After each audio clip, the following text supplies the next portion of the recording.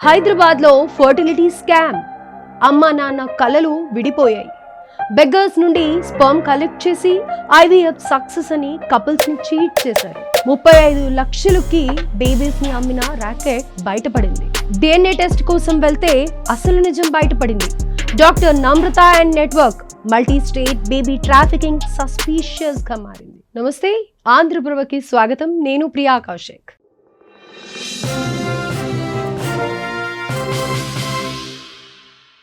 ఈ రోజుల్లో fertility centre అంటే చాలా మందికి లాస్ట్ హోప్ అని చెప్పుకోవచ్చు. ఒక బేబీ కోసం ఎన్ని ప్రయత్నాలు చేసినా, ఎంత ఖర్చు పెట్టుకున్నా అన్ని ఎమోషన్స్ పెట్టుకుంటారు తల్లిదండ్రులు. నిజంగా ఒక చిన్న బేబీని చూసుకోవాలి అని చెప్పి ఎన్నో కలలు కంటారు. కానీ మీరు ఇమాజిన్ చేసుకోండి, ఆ హోప్ని, ఆ ట్రస్ట్ని ఎవరైనా మనీ కోసం గేమ్లా మార్చేస్తే ఎంత ఘోరంగా ఉంది కదా ఆలోచిస్తుంటే. హైదరాబాద్లో జరిగిన సృష్టి ఫర్టిలిటీ సెంటర్ స్కామ్ ఇది మన సొసైటీలో జరిగిన డార్కెస్ట్ చాప్టర్లో ఒకటి. టీవీలో, పేపర్స్లో, ఇన్స్టా యాడ్స్లో అన్నీ చూస్తే success stories, smiling parents, cute babies. మనం ఎక్కడ చూసినా టీవీ చూస్తున్నప్పుడు కూడా మధ్య మధ్యలో ఒక యాడ్ వస్తే మనకు కూడా త్వరలో ఇలాంటి బేబీ వస్తుంది అని చెప్పి ఎంతో మురిసిపోతూ ఉంటారు. అప్పుడే పిల్లలకి ఎలాంటివి కొనాలి, బట్టలు, ఫస్ట్ డే బేబీకి ఎలాంటి క్రెడలు ఉండాలి, వాళ్ళ బట్టలు ఎలా ఉండాలి, వాళ్ళకి ఏ ప్రోడక్ట్స్ యూజ్ చేయాలి అని చెప్పి ఎన్నో కలలు కంటారు. కానీ అలాంటిది ఇక్కడ ట్రూత్ ఏంటంటే ఈ సక్సెస్ బిహైండ్ ఒకటి కూడా జెన్యూన్ కాదు అని విక్టిమ్స్ చెప్తున్నారు. రిపోర్ట్స్ ప్రకారం రోడ్ సైడ్ బెగ్గర్స్ నుండి స్పర్మ్ కలెక్ట్ చేశారు. విలేజెస్లో ఏజెంట్స్ని అపాయింట్ చేసి బేబీస్ని అరేంజ్ చేసి ఐవీఎఫ్ సక్సెస్ అని చెప్పి కపుల్స్కి హ్యాండ్ ఓవర్ చేశారు. అసలు ఈ స్కామ్ అంతా ఎలా బయటపడింది? ఒక హైదరాబాద్ కపుల్ ఐవీఎఫ్ సక్సెస్ అని క్లినిక్ చెప్పింది.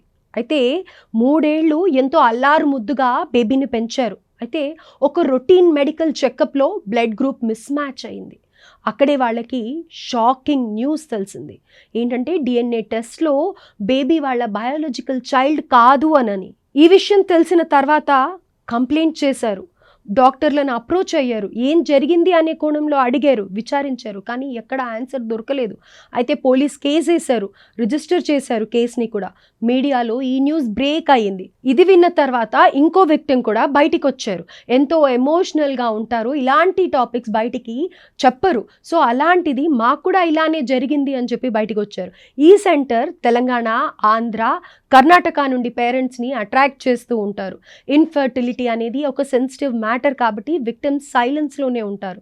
ఆ సైలెన్స్ని మిస్యూజ్ చేసి doctor Namrata and team dangerous game ఆడారు. రీసెంట్గా హైదరాబాద్లో వేరే ఫర్టిలిటీ రాకెట్ కూడా బర్స్ట్ అయింది. ఒక న్యూ బార్న్ని 90,000కి కొని 35 లక్షలకి అమ్మిన కేసు వచ్చింది.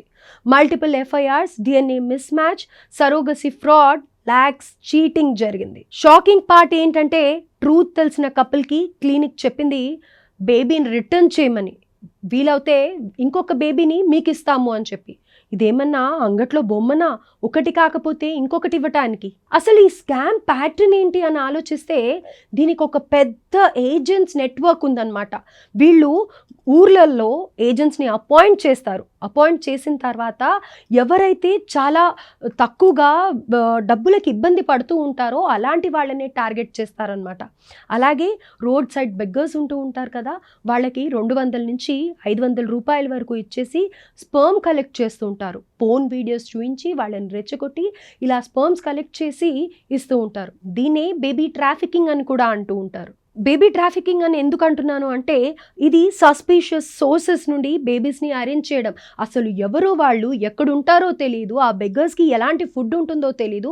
ఆఫ్కోర్స్ బెగ్గర్స్ కాకపోయినప్పటికీ ఎక్కడి నుంచో, ఏ ఊరు నుంచో వేరే వాళ్ళ దగ్గర నుంచి ఆ స్పర్మ్స్ కలెక్ట్ చేసి ఆ బేబీని తీసుకురావడం అని అంటే కనుక జెనెటికల్గా ఏవైనా ప్రాబ్లమ్స్ ఉంటూ ఉండొచ్చు. సో ఇలాంటి దీంట్లో ఆ బేబీస్ని ఇచ్చినప్పుడు ఆ బేబీస్ పెరిగే కొద్దీ వాళ్ళకి ఎలాంటి ప్రాబ్లం ఉన్నా కానీ ఈ పేరెంట్స్ భరించాల్సి వస్తుంది. అయితే ఈ బయాలజికల్ అని చెప్పడం, రియాలిటీలో వేరే బేబీని హ్యాండ్ ఓవర్ చేయడం వీళ్ళకి అలవాటుగా మారిపోయింది. అఫ్కోర్స్ విక్టిమ్ స్టోరీస్ వింటే కనుక డిస్టర్బ్ అవుతాం, కానీ ఈ విషయం చెప్పక తప్పట్లేదు. ఒక ఉమెన్ రిపీటెడ్గా మిస్క్యారేజెస్ తర్వాత తెలిసింది స్పర్మ్ డోనర్కి HIV పాజిటివ్ ఉందని. ఇంకో కపుల్కి 4 lakhs పే చేసిన తర్వాత బయాలజికల్ మిస్ మ్యాచ్ అయింది. తర్వాత డిఎన్ఏ కూడా మిస్ మ్యాచ్ అయిందని చెప్పి తెలిసింది. ఇప్పుడు మేమేం చేయాలి అని ఆలోచిస్తున్నారా? మీ బేబీ బయాలజికల్ కాకపోయినా మీ లవ్, మీ కేర్, మీ అప్బ్రింగింగ్ అవి రియల్. మీ లైఫ్ ఒక స్కామ్తో స్టార్ట్ అయినా మీ ఫ్యూచర్ మీ హ్యాండ్స్లో ఉంటుంది. అయితే ఫేక్ ఫర్టిలిటీ సెంటర్స్ని ఎలా ఐడెంటిఫై చేయాలి ఇప్పుడు చూద్దాం. హాస్పిటల్కి medical council of India or state medical council registration ఉందా అనేది చెక్ చేసుకోండి. డాక్టర్ డిగ్రీ జెన్యూనా కాదా ఆన్లైన్లో వెరిఫై చేయొచ్చు. ఫేక్ డాక్టర్స్కి ఎంబీబీఎస్, ఎండి అని ఫొటోస్ బోర్డు మీద ఉంటాయి, కానీ కౌన్సిల్ లిస్ట్లో పేరు ఉంటుంది. డోనర్ స్పర్మ్, ఎగ్ వ్యాలిడేషన్ చూసుకోండి. HIV, hepatitis, genetic diseases test reports ఇచ్చారా లేదా అనేది క్రాస్ చెక్ చేసుకోండి. కాన్ఫిడెన్షియల్ అని ఎక్స్క్యూజ్ ఇచ్చినా అలర్ట్ అవ్వండి. ఐవీఎఫ్ సక్సెస్ అయ్యాక బేబీ బర్త్ తర్వాత డిఎన్ఏ టెస్ట్ చేయడం చాలా మంచిది. రియల్ సెంటర్స్కి ఆబ్జెక్షన్ ఉండదు, ఫేక్ సెంటర్స్ ఎస్కేప్ అవ్వాలని ట్రై చేస్తూ ఉంటారు. జెన్యూన్ సెంటర్లో ప్యాకేజ్ డీటెయిల్స్ పేపర్ మీద ఇస్తారు. ఫేక్లో ర్యాండమ్ ఎక్స్ట్రా ఛార్జెస్, ఏజెంట్స్ ఫీజులు ఉండే ఛాన్సెస్ ఎక్కువగా ఉంటాయి. ఆన్లైన్ రివ్యూస్ చూడండి, బట్ పెయిడ్ రివ్యూస్ కూడా ఉంటాయి, అక్కడ అప్రమత్తం అవ్వండి. పేషెంట్స్ని డైరెక్ట్లీ కాంటాక్ట్ చేసి ఎక్స్పీరియన్స్ తెలుసుకోండి. ఫర్టిలిటీ ట్రీట్మెంట్ అంటే ఎమోషన్స్, హోప్స్, డ్రీమ్స్, మనీ ఒక్కటే కాదు. మీ ట్రస్ట్ రాంగ్ హ్యాండ్స్లో పడకుండా ఈ 5 స్టెప్స్ ఫాలో అవ్వండి. బేబీని పెంచడం లవ్తో జరుగుతుంది, కానీ బేబీని పొందడం ట్రూత్తో స్టార్ట్ అవ్వాలి.